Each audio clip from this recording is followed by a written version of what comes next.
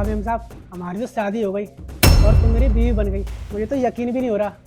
मैं तो सोचता था तुम मुझे घास भी नहीं डालोगी।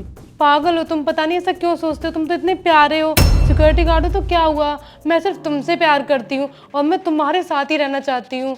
मैंने भैया को ये सब इसलिए नहीं बताया क्योंकि उन्हें पता चल जाता वो तुम्हें इस काम से निकाल देते और ऐसा कभी नहीं करने देते। मैंने ये सब मजबूरी में आके किया है और अब ना हम शादीशुदा हैं तो हमें कोई भी जुदा नहीं कर सकता। बहुत सही रास्ता अपनाया तुमने। रिया, ये सब क्या चल रहा है? और ये 2 कौड़ी का सिक्योरिटी गार्ड तुम्हारे पास क्या कर रहा है? भैया आप तमीज से बात कीजिए, पति है वो मेरे और आप ऐसे चिल्ला के बात नहीं कर सकते। और 2 कौड़ी के नहीं है, वो बहुत ही ज्यादा वफादार है और ये बात आप भी जानते हो। मुझे गर्व है कि ये मेरे पति हैं और पूरी दुनिया में इनके जैसा कोई भी नहीं है। रिया, तुम पागल हो गई हो। तुम्हें पता भी तुम क्या बोल रही हो? तुम ना मेरी बहन हो और मेरा हक बनता है तुम्हारे पर। तुम एक बार मुझसे पूछ तो लेती। मैं अपनी जिंदगी के खुद फैसले लूंगी, मैं आपसे क्या पूछूं। अच्छा और जितना मैं जानती हूँ उतना ही आप भी जानते हो कि ये कितने अच्छे इंसान है। रिया, तुम्हें पता भी है ये 2 कौड़ी का सिक्योरिटी गार्ड है और इसका घर भी जब पलता है जब हम सैलरी देते हैं। और तुम इसके घर जाओगी? क्या हुआ भैया, ये सिक्योरिटी गार्ड है तो इज्जत से कमाता है, इज्जत से खाता है।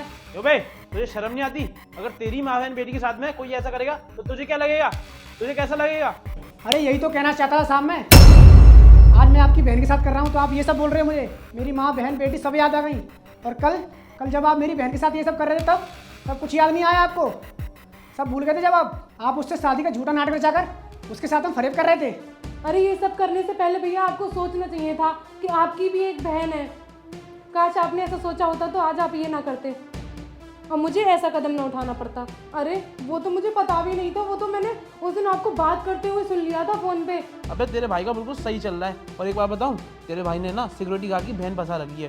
बिल्कुल सीधी सादी भोली वाली, जो मैं कहता हूँ ना सिर्फ वही करती है। और एक मजे की बात बताऊँ, कल ना मैं उसके साथ रूम पे जा रहा हूँ मजे करने।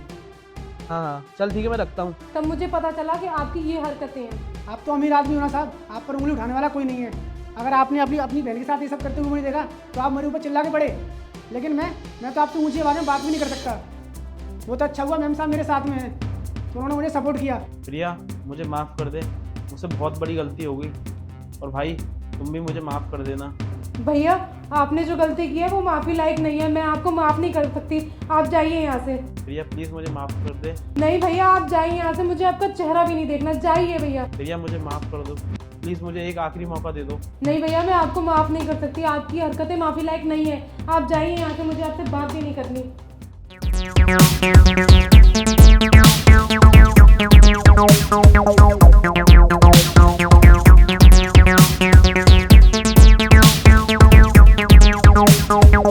No.